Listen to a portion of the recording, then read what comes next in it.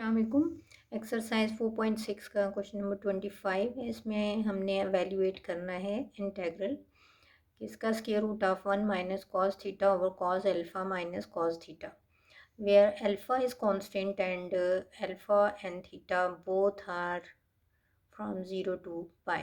ठीक है, ये इस इंटरवल में है ये दोनों एंगल्स, और अल्फ़ा कांस्टेंट है इसलिए यहाँ कॉस अल्फ़ा जो है वो भी कांस्टेंट होगा। तो वेरिएबल यहाँ पर थीटा है हमारा।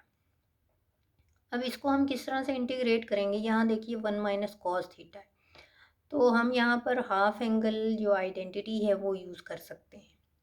1 माइनस कॉस ऑफ थीटा जो है वो 2 साइन स्क्वायर थीटा बाय 2 के इक्वल आता है।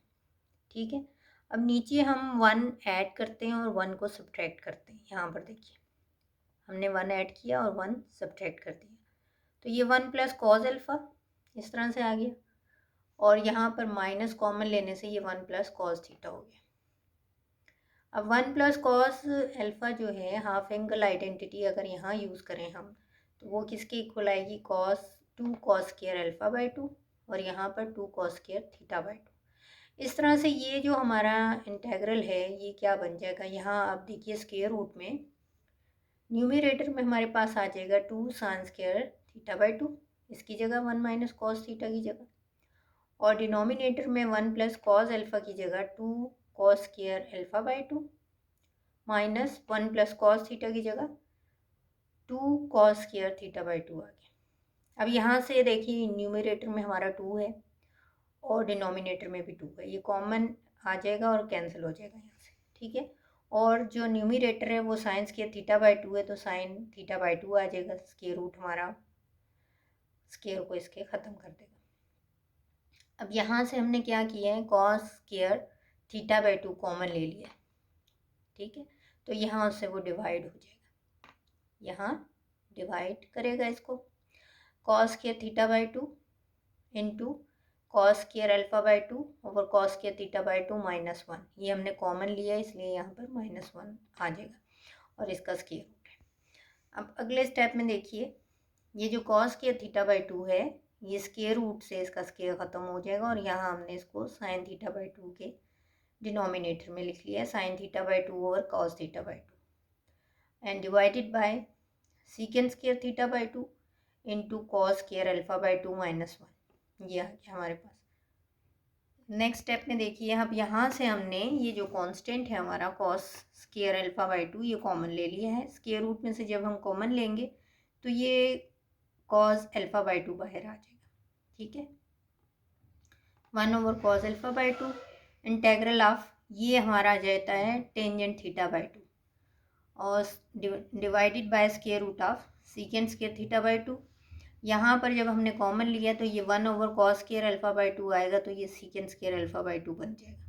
ठीक है, अब ये इस तरह से ये फॉर्म आ गई है हमारे इंटेग्रल की। अब इसको हम किस तरह से करेंगे इंटीग्रेट, ये जो हमारा डिनोमिनेटर में स्क्वायर रूट है इसको हम ले लेते हैं u के equal, u is equal to square root of secant square theta by 2 minus secant square alpha by 2।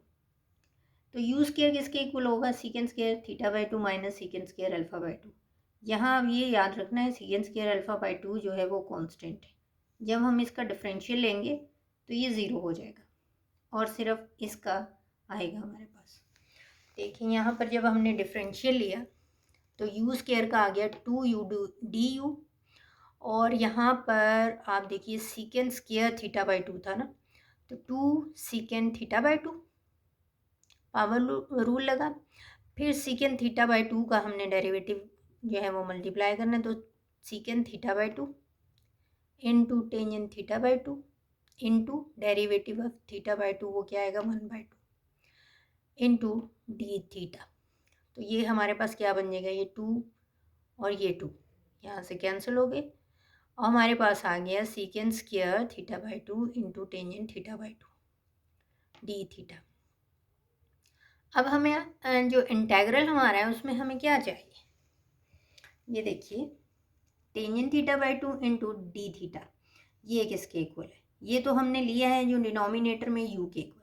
अब ये निकालना है कि tangent theta by 2 into D theta क्या आता है, वो यहाँ से हमने देखें जब हमने डिफरेंशियल लिया तो यहाँ से अब हम सेपरेट कर लेते हैं tangent theta by to D theta किसके इक्वल होगा, 2u du, ये यहाँ आके डिवाइड होगा इधर, ठीक है, secant square theta by two. अब यू स्क्वायर किसके इक्वल था, यू स्क्वायर हमारा था secant square theta by two minus secant square alpha by two. तो secant square theta by two किसके इक्वल आ जाएगा, U square plus secant square alpha by two के इक्वल, ठीक है। तो इसकी जगह हमने अपने इंटेग्रल में क्या लगाना है, ये 2u over you square plus secant square alpha by two.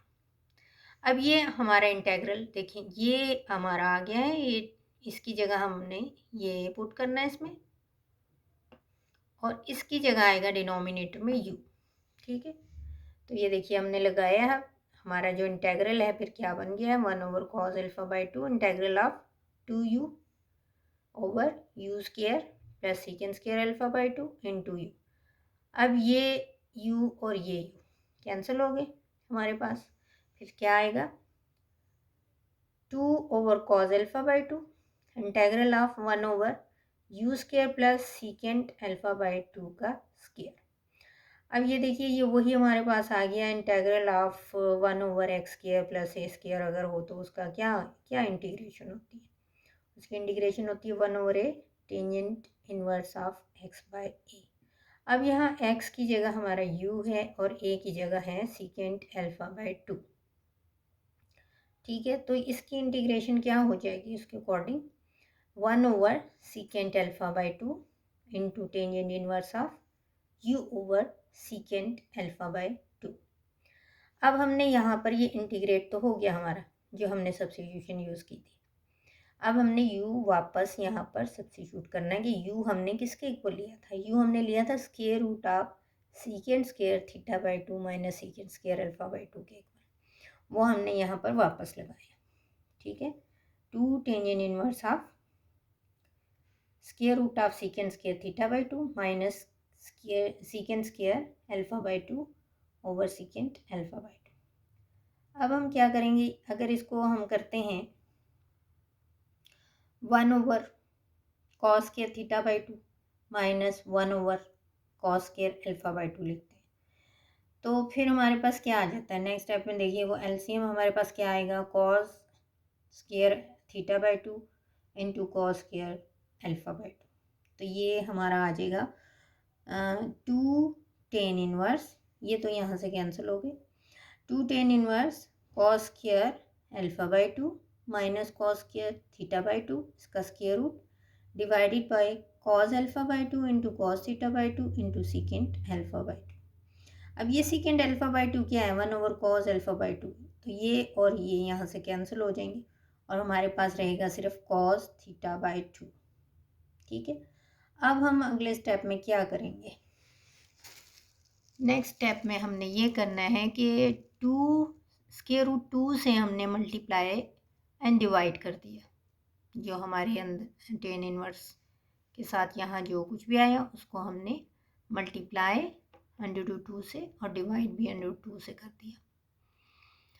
तो ये देखिए ये 2 cos square alpha by to half angle identity से ये किसके इक्वल आ जाएगा, 1 प्लस कॉस अल्फा के इक्वल, और ये आ जाएगा 1 प्लस कॉस थीटा के इक्वल। जब माइनस अंदर मल्टीप्लाई होगा तो 1 और -1 कैंसिल हो जाएंगे और हमारे पास क्या आ जाएगा, 2 tan inverse of square root of cos alpha minus cos theta divided by square root cos of theta by two. ये आंसर आ गया हमारे क्वेश्चन का, ठीक है। ये इंटीग्रेट इस तरह से हो गया। अब एक क्वेश्चन जो आपको दिया था कि इसको आपने इंटीग्रेट करना है, ठीक है, 1 ओवर 3 प्लस 4 कॉस एक्स। तो ये इस टाइप की इंटीग्रेशन हमने की थी, यहाँ पर हमने जनरली लिया था a plus b cos x, और 2 केस हमने डिस्कस किए थे उसमें। एक केस ये था जब हमारा a स्क्वायर यानी ये a और ये b है, A square greater than B square था, तो फिर उसका इंटेग्रल किसके इक्वल था। दूसरा केस था जब हमारा A square less than B square था, फिर उसकी इंटीग्रेशन क्या आती थी। तो वो एज अ फार्मूला मैंने आपको कहा था कि आप वो यूज़ कर सकते हैं इस टाइप के क्वेश्चंस में। तो वो हमारी इंटीग्रेशन क्या आई थी, 1/, ये देखिए 1/a + b cos x, ये हमने किया था। ये किसके इक्वल आया था, 1/√(a² - b², ये हमारा a² ग्रेटर देन b² था। cos inverse of b + a cos x over a + b cos x when a² is greater than b²। और ये किसके इक्वल था, इसकी इंटीग्रेशन जब b² ग्रेटर देन a² था, या ये कह लें कि a² is less than b²। 1/√(b² - a², cos hyperbolic inverse of b + a cos x over a + b cos x था। ठीक है, अब जो हमारा ये इंटीग्रेशन है, इसको नंबर 1 का है, यहाँ पर a हमारे पास है 3 और b है 4। ठीक है, a का स्क्वायर आएगा 9, b का स्क्वायर आएगा 16, 9 इज लेस देन 16, यानी a² is less than b²। तो कौन सा वाली इंटीग्रेशन बनेगी इसकी, ये वाली, ठीक है, जिसमें a² लेस देन b² है।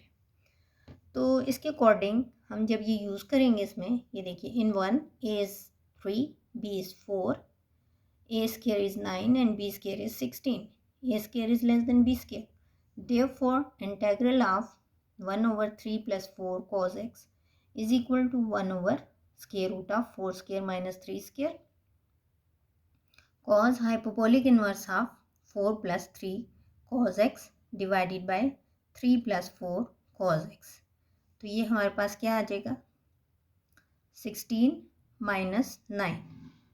ठीक है, तो 1/√7 cos hyperbolic inverse of 4 + 3 cos x over 3 + 4 cos x, ये हो गया इस तरह से इंटीग्रेट। और इसी तरह से हमने साइन के लिए भी किया था, जब हमारा 1/a + b sin x था, उसके लिए भी हमने दोनों केस जो है वो डिस्कस किए थे।